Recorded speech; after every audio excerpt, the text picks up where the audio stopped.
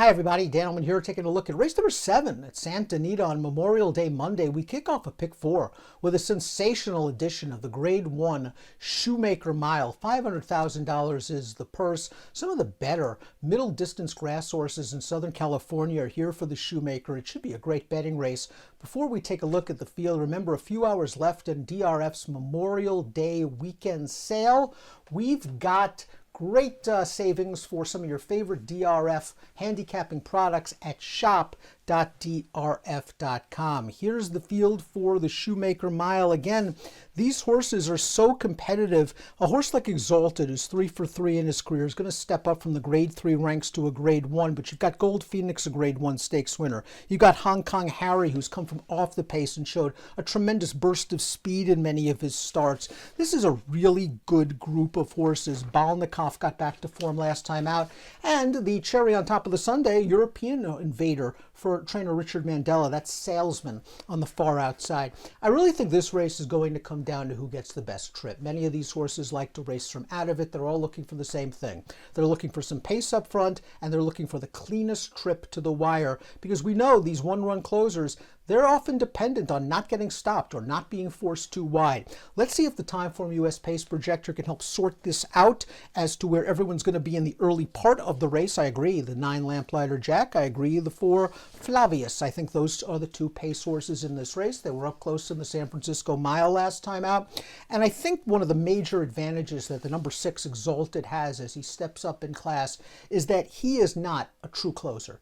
He can adapt to any kind of pace scenario, and he will likely sit third just off the leaders and get the jump on these true closers turning for home. He has been flawless in switching to the turf, and that running style gives him a big edge here in the Shoemaker. Let's start things off with Gold Phoenix. Horse already a Grade 1 stakes winner, going a mile at Santa Anita. He won the Kilrow 2 starts back.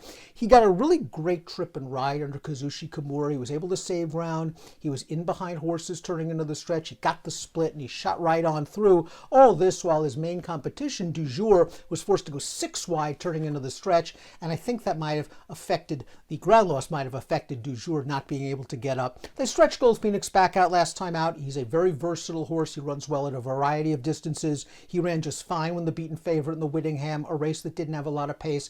But I wonder if he is actually at his best as a late-kicking middle-distance horse. He's 2 for 2 at a mile. He goes out for the Super Phil D'Amato barn, and Gold Phoenix is the kind of horse, while he is a bit pace-dependent, I think he can be placed a little bit closer than some of these true closers. Give him a trip, and he'll come running late, and he might be a fair price compared to some of the other D'Amato train runners in this field. He liked the number 2, Hong Kong Harry, and Hong Kong Harry has that big kick. He showed it off in the Del Mar Mile. That was such an impressive performance on Labor Day weekend in 2022. Great ride from Pratt that day. Then had a nice trip when he won the Seabiscuit coming from off of the pace. Just too good for those horses. In the Kilrow, his first start of the year, when beaten by Gold Phoenix, he just seemed a little keen. He was pulling in the early portion of the race. I think he was fresh off the layoff. He moved too soon and he tired. Last time out was more vintage Hong Kong Harry at Churchill Downs against one of the better turf horses in the country up to the mark, where he didn't break very well. He settled near the back and he came with a good strong run to finish second. That race puts Hong Kong Harry right back on the map in terms of being a strong contender in the Grade 1 Shoemaker Mile, and he'll be running late. Du Jour's been an in and outer for most of his career. He returned off of a lengthy layoff for Bob Baffert as a new gelding, just missed in the Thunder Road, just missed in the Kilrow, might have been compromised by the wide trip in the Kilrow. Last time out in the American, he was the favorite, deservedly so based on his race in the Kilrow, and he was flat. I'm not exactly sure what happened to Du Jour that day. He was a little bit closer to the pace than usual because they weren't blazing up front, but he had a big look at it turning into the stretch, and he just didn't finish with a lot of fire. They've given him some time since that race. Like many Baffert trained runners, he's been working quickly for his return, and Du Jour is another horse. He has a race or two in him that can get it done at a pretty decent price, but make sure you get that price at the windows.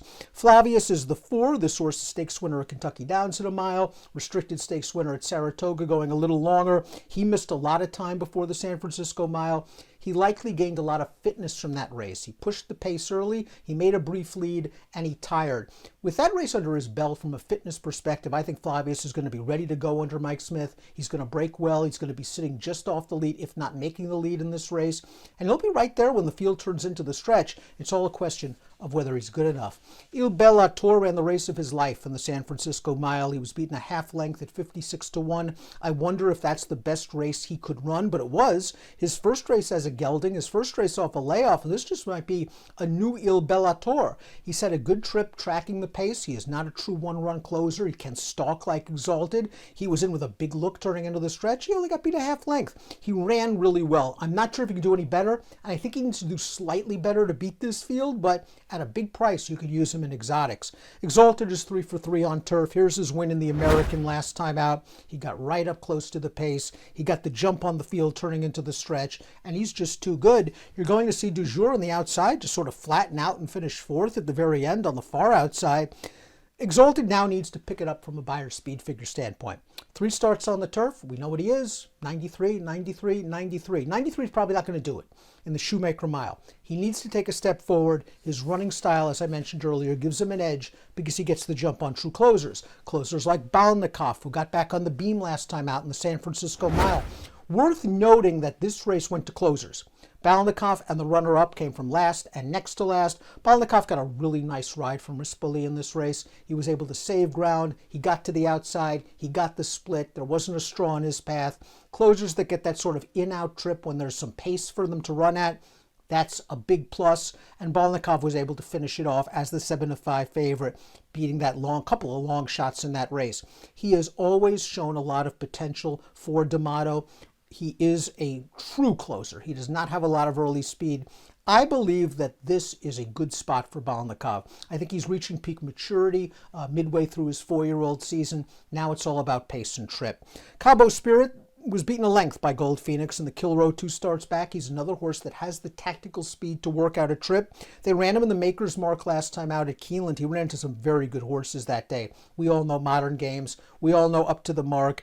Cabo Spirit had a very good trip in that race. He tracked the pace by himself in third. He just couldn't fire at home. He ran a 96 Beyer. He's now paired that Beyer top up in his last 2 starts. Usually a good sign that this horse is going to continue to run well. His tactical speed gives him a chance at a price. And he's won some nice races in the past in Southern California against graded stakes competition. Another horse that I want to see take a step forward. Lamplighter Jack, nice performance in a $25,000 starter allowance, 2 starts back. I like the easy speed he showed that day. And he just dominated that group, and he deserved a shot in the San Francisco Mile based on that race and the figure it produced. That race was a little bit too tough, the San Francisco Mile. While the fractions, though, look a little bit moderate, I think they were faster than it seems considering the race flow and that the closers dominated. Lamplighter Jack, going to try to go to the front in here, probably needs to run a career top. Irideo ran second in the American last time out behind Exalted. He kind of acted up a little bit in the gate that day, and then the pace wasn't very fast. The fact that he ran on for second, I think, is either a very good sign for Irideo or not a very good sign for the horses in the American, because we've seen Irideo in various distances at these graded stakes races in Santa Anita. It's sort of been close but no cigar. Right now he's sort of a listed stakes horse, restricted stakes horse. Maybe he's coming into his own. He's 7 years old. Irideo's another horse that'll try to come from off of the pace. And Mandela sends out the 11 Salesman. This is a horse who's getting blinkers for the first time. We haven't seen him in about 10 months. I liked what I saw from his last start in France, going 1.25 miles. He showed some tactical speed in that race. He was in behind horses in the stretch. By the time he got clear, he was still running on and finished second. He wasn't facing the top horses over there in France. But I think with his running style, 1 mile might be okay for him. I also think it might be a bit short. Maybe Salesman is at his very best at slightly longer distances, and this is a race just to sort of get his feet under him as he begins his North American campaign. I do think there's some ability here, and this is a horse maybe to follow down the road, but I wonder if 1 mile is a bit sharp for him, especially in a race where there are all kinds of other closers in here. Salesman's likely going to be a closer as well, and I'm not sure if his kick plays best at 1 mile. Before we get to my top selections, please click the subscribe button on the Daily Racing Form YouTube channel for the latest DRF videos. Top pick time for the Shoemaker Mile. I want to price in this race. It's so wide open. You can go so many different ways. I think Balnikov, the 7, is going to run very well. I want to use him in any kind of multiple race wagers. Dujour's last race was concerning. He was flat. He didn't run very well. His race beforehand in the kill row was good. Maybe he actually liked a little bit of give on the ground that day, which he's not going to get on Memorial Day. I think Dujour, if you can run back to the kill row, going a mile is going to be tough in here at a pretty big price. I want to give him one more chance. But I like Balnikov as well, Dujour. Those are going to be sort of my price plays in this year's edition of the Shoemaker Mile. Good luck.